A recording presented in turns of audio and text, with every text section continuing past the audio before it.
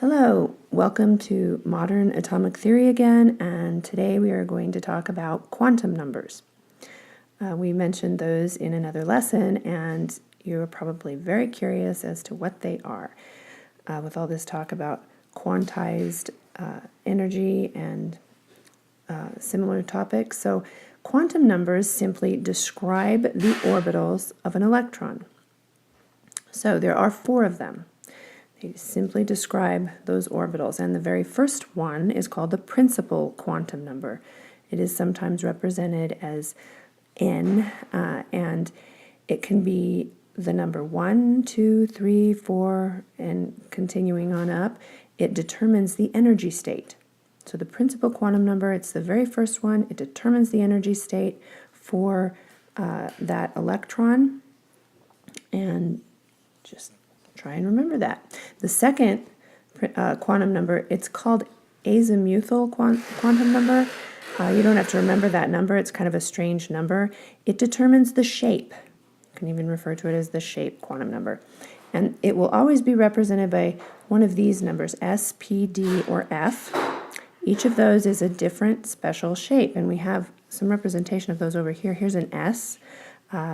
That's representing an s orbital and what that shape would look like.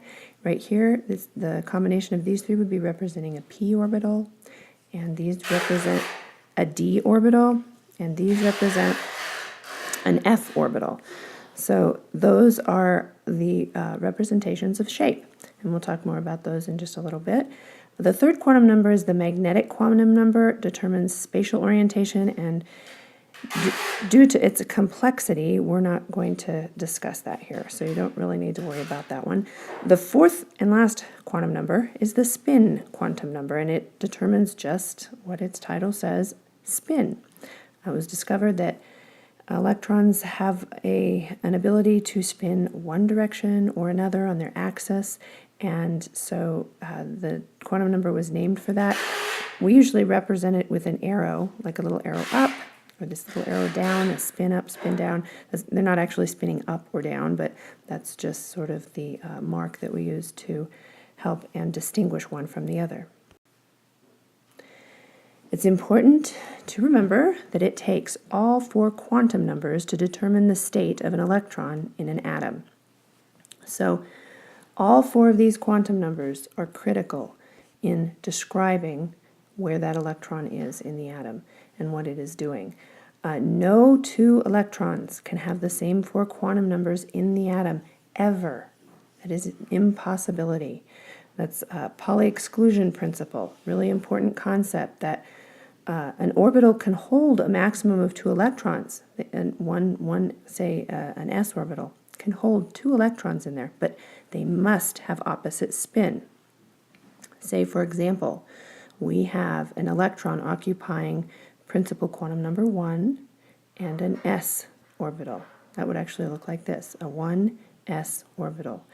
And that electron had a spin up, and another electron wanted to occupy the orbital. The exact same quantum numbers, 1s. It cannot have the exact same quantum number. It must then have the spin down. So atoms or electrons in the same orbital must have opposite spins, and there can only be 2 of them. So another important thing to notice is that this diagram shows 3 s orbitals, and they are a little bit different, obviously in size. This one is a 1s orbital.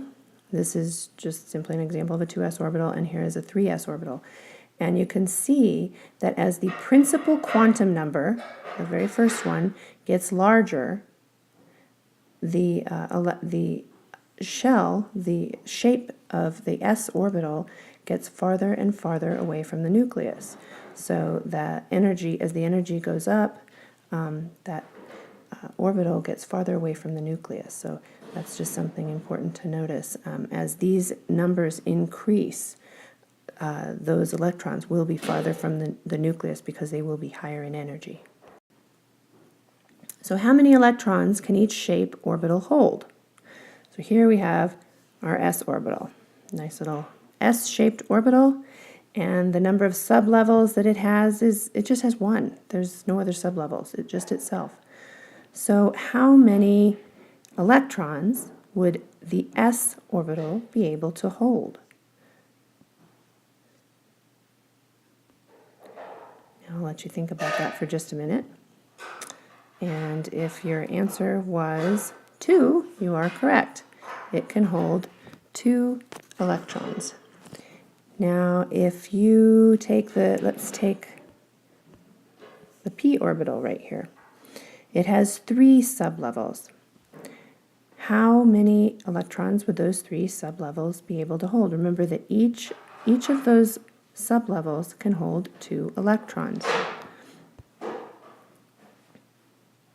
If you answered 6, you were correct. Here, get my little pen to work here. These are the electrons they can hold. And for the d orbitals, they have 5 sublevels, so obviously it could hold 10 electrons maximum. It can't hold any more. And for the f orbital, with 7 sublevels, it can hold 14 electrons. It's important to note that sublevels can hold 1 electron. That's perfectly fine. And a sublevel can be empty. That's perfectly fine. But it cannot have any more than the number right here. This would be the maximum number they'd be able to have. And also remember that each one of those sublevels, if they have 2 electrons occupying them, must have opposite spins. Just remember the Pauli Exclusion Principle. So here's a question for us. Does the shape of an orbital describe the movement of the electron? No, it absolutely does not. So the shape of an orbital simply indicates that the probability that the electron will be in that space. So here we have an s orbital showing, remember, our probability density clouds. The electron is much more likely to be in here, and as we go out and the color becomes less dense, there's less and less probability that the electron will exist in that space.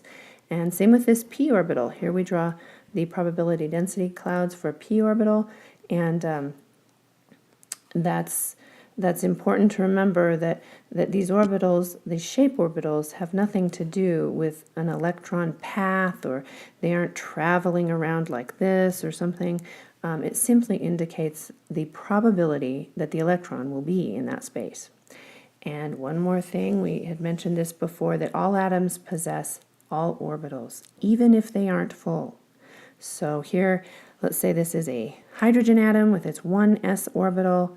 It possesses all of the other orbitals. It has level 2 for principal quantum number. It has level 3, level 4, and it has p orbitals in there. Even if the electron isn't occupying them, those orbitals exist, so that if energy is absorbed by that electron in that atom, it will be able to move into those higher energy level orbitals and some of those other orbitals. So even if they aren't full, they're still there. Doesn't mean they don't exist. So that's it, and I hope you're able to watch this so that you'll be ready to do a fun activity in class to help us get ready to learn how to write electron configurations. So thanks, and we'll see you later.